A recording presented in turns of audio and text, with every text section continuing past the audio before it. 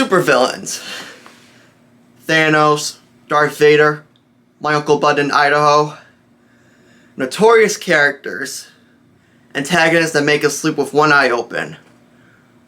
We're invested and compelled to these bad guys. Why is that? Well, for one thing, we get to see society or the world in their point of view. You know, we get to see what makes them supervillains and what makes them unique and stand out.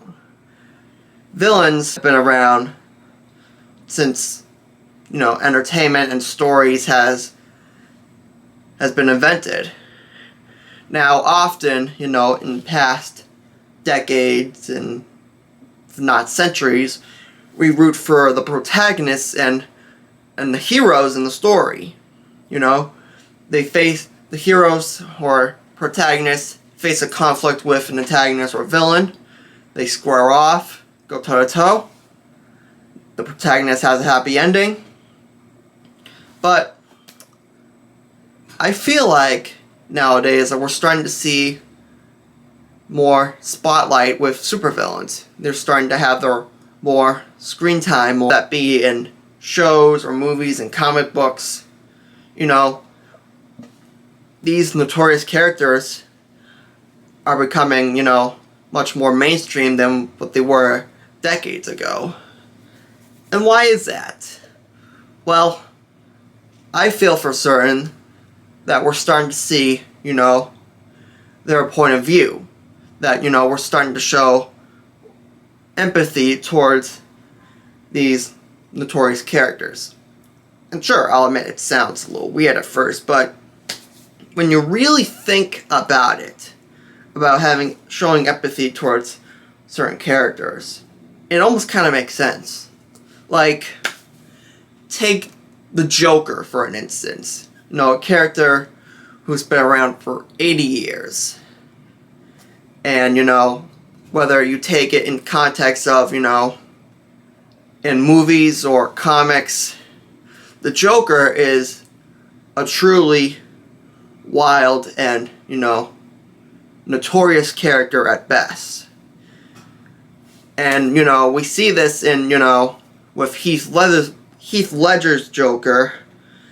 We see Heath Ledger's Joker, Joaquin Phoenix's Joker. We see, Joker in the comic books. What these Jokers all have in common is how, we become invested in them. And you're probably wondering why that is. We're being shown society in the Joker's point of view. Now take, Joaquin Phoenix's Joker film, for instance, we're shown, this is a movie, shown entirely, in Arthur Fleck's point of view. The whole movie is shown on, Joaquin Phoenix's character's point of view. We're shown how,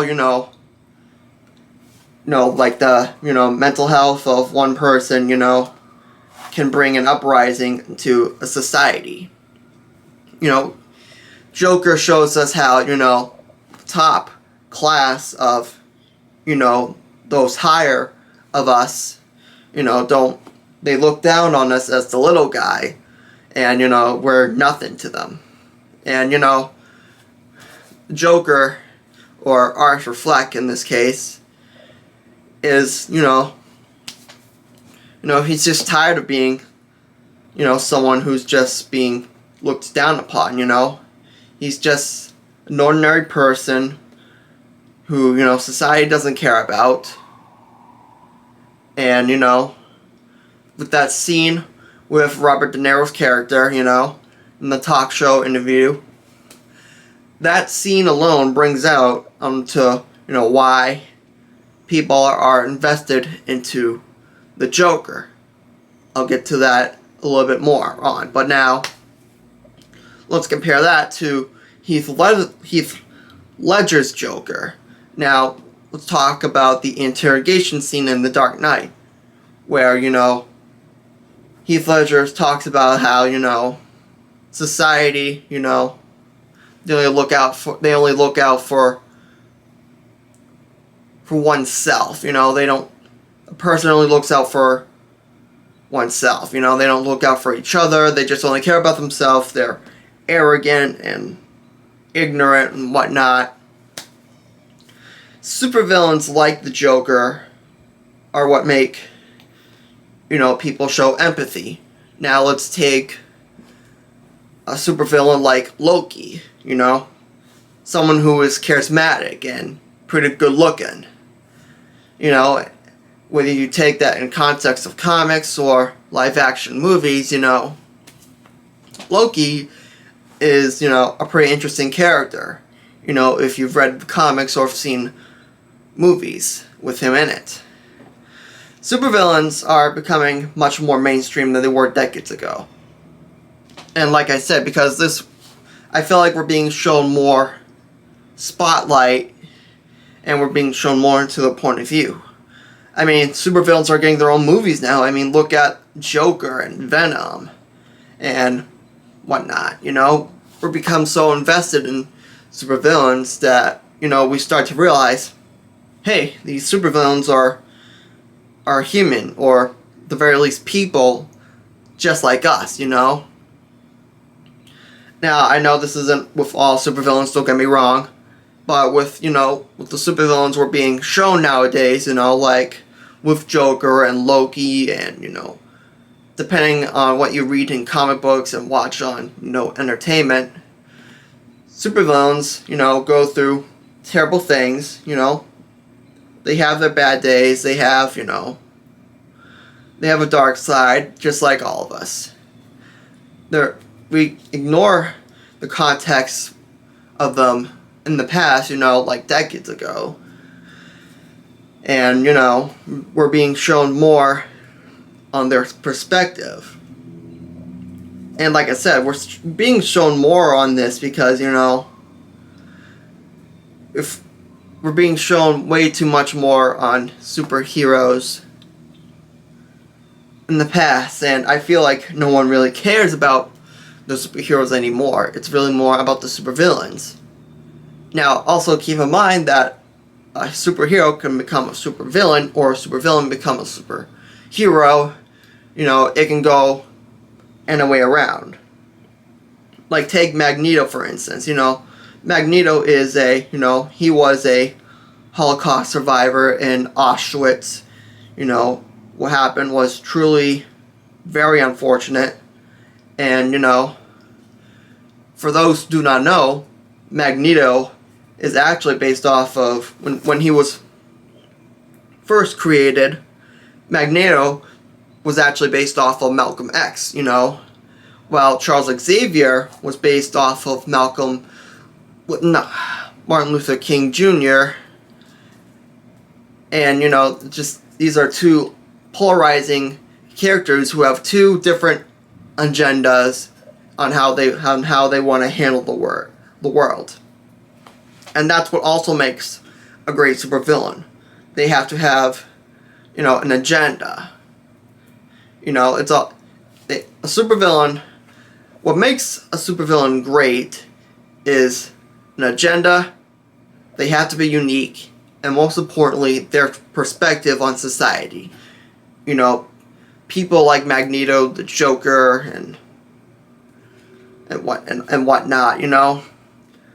We become so invested in supervillains that, we're starting to show more apathy for them. They're getting their own movies, they're getting their own comics series on them, I mean, we're at a point where, we're so invested in them that, these villains are now the new superheroes,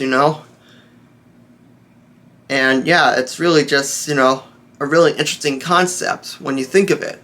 Because supervillains, are supposed to be the bad guys, We're supposed to be rooting for the good guys in life. But when you take context into a supervillain's origin or their point of view, you start to realize, supervillains are just, people who have just gone through some really crazy and unfortunate stuff. And, characters are driven into madness, are driven into insanity. Like I said, I know I keep bringing this up with Joker, but Joker is a truly good point and example with this, because the Joker is what happens is all what it takes is for one bad day to turn any sane man insane. And that's what happened to the Joker. If you've read the Killing Joke origin stories, or if you've watched Dark Knight or the movie from last year, the Joker is a truly compelling character, a very interesting character. We've seen many times in comic books and on screen. Magneto, who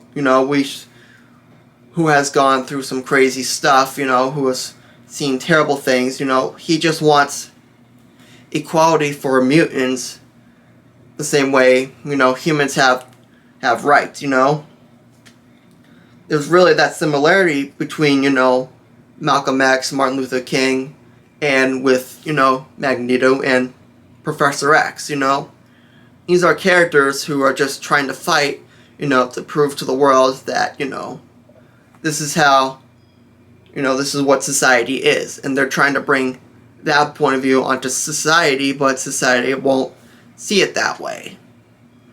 And when you have, supervillains that have an agenda and, want to benefit society, but they're doing it in the wrong way, that's when, we as a society label these people as notorious and bad guys. So that's really about it. It's just a quick discussion of, why I feel, supervillains are getting more into the spotlight, and, why we're getting more invested into these supervillains. And, yeah. So thank you for taking your time for watch. Comment below how you feel about this. Do you feel like, supervillains are getting more into spotlight? Are we starting to see more humane side into supervillains? You guys let me know below. Alrighty, well, you all take care.